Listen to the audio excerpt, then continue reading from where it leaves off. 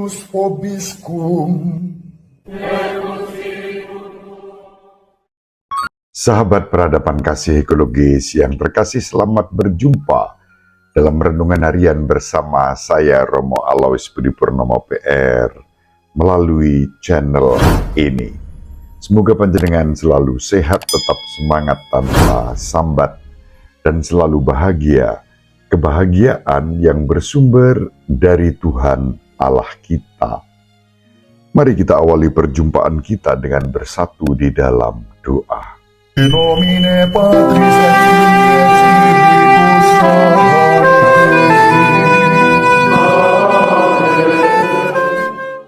Allah Bapa yang Maha Pengasih dan Penyayang, Engkau telah mengutus Putramu untuk menyatakan kerahiman-Mu kepada kami. Engkau melalui Kristus bukan hanya menyembuhkan kami secara fisik, tetapi juga mengampuni segala kelemahan dan dosa-dosa kami.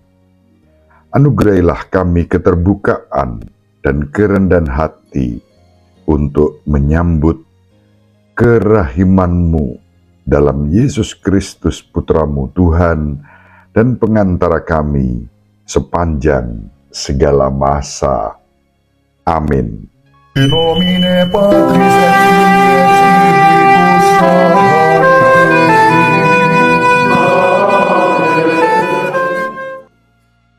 Sahabat peradaban kasih ekologis yang terkasih, mari kita baca Injil Matius bab 9 ayat 1-8. Pada suatu hari Yesus naik ke dalam perahu, lalu menyeberang. Kemudian sampailah ia ke kotanya sendiri. Maka dibawalah kepadanya seorang lumpuh yang terbaring di tempat tidurnya. Ketika Yesus melihat iman mereka, berkatalah ia kepada orang lumpuh, "Percayalah anakku, dosamu sudah diampuni." Maka berkatalah beberapa ahli Taurat dalam hatinya, "Ia menghujat Allah." Tetapi Yesus mengetahui pikiran mereka, lalu berkata, "Mengapa kalian memikirkan hal-hal yang jahat di dalam hatimu? Manakah lebih mudah mengatakan dosamu diampuni, atau mengatakan bangunlah dan berjalanlah? Tetapi supaya kalian tahu bahwa di dunia ini Anak Manusia berkuasa mengampuni dosa." Lalu berkatalah ia kepada orang lumpuh, "Bangunlah, angkatlah tempat tidurmu, dan pulanglah ke rumahmu." Dan orang itu pun bangun, lalu pulang. Maka orang banyak yang melihat hal itu takut, lalu memuliakan Allah, karena ia telah memberikan kuasa sedemikian besar kepada manusia. Demikianlah sabda Tuhan. Terpujilah Kristus.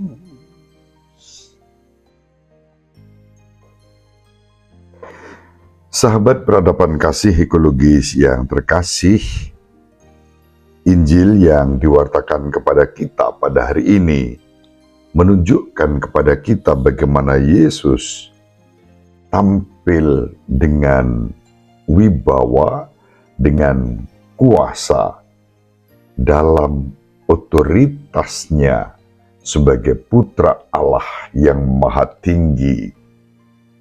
Dia menyatakan kerahiman Allah melalui pengampunan dan penyembuhan. Sahabat peradaban kasih ekologis yang terkasih, dalam Injil Matius, Yesus seringkali dan dengan cara yang berbeda ditampilkan sebagai Musa baru.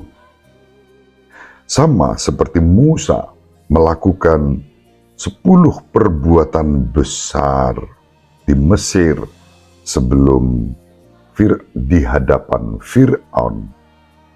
10 tulah misalnya.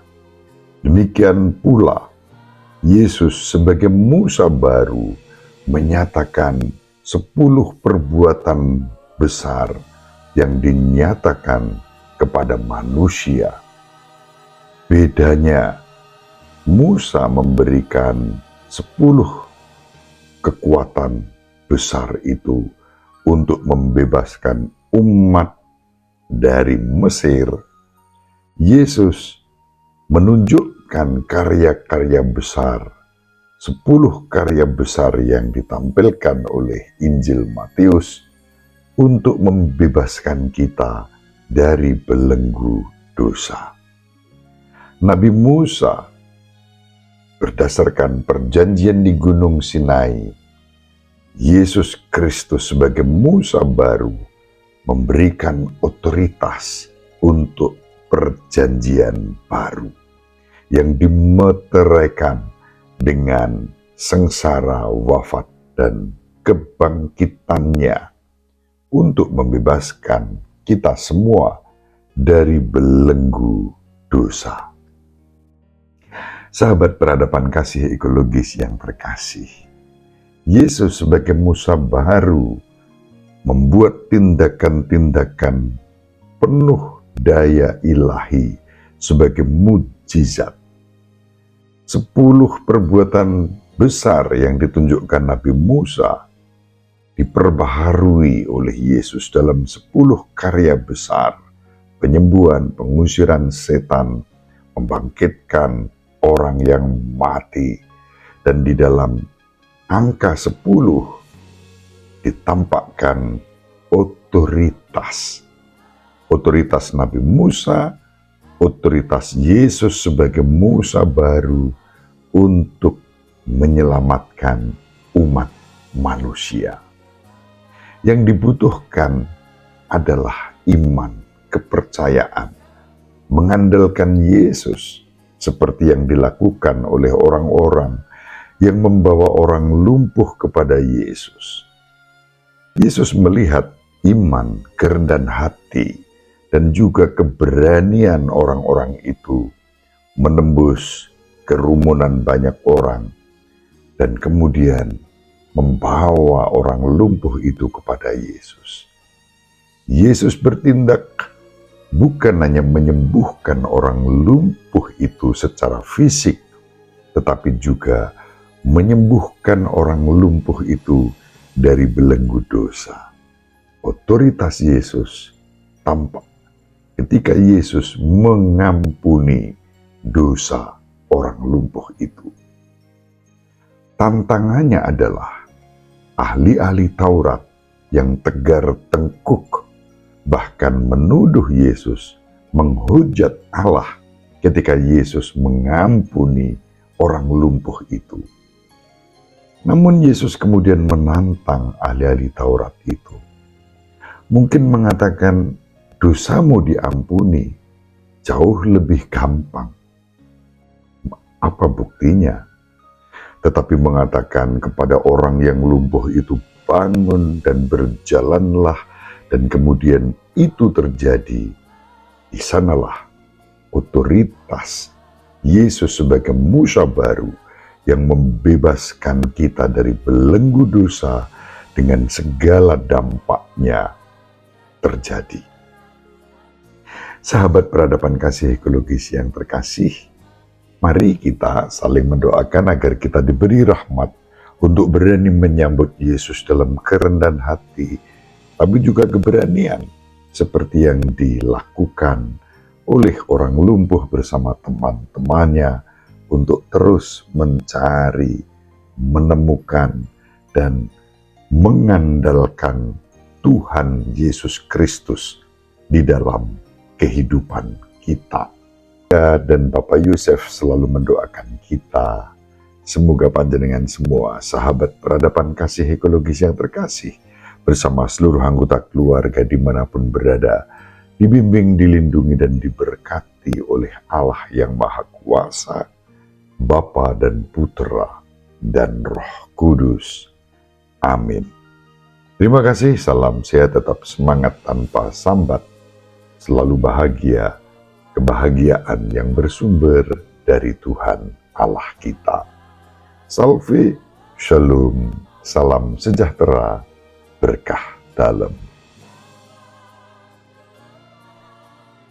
Sahabat peradaban kasih yang terkasih, sampai jumpa pada episode berikutnya. Terima kasih atas kebersamaan kita. Salam peradaban kasih ekologis, berkah dalam.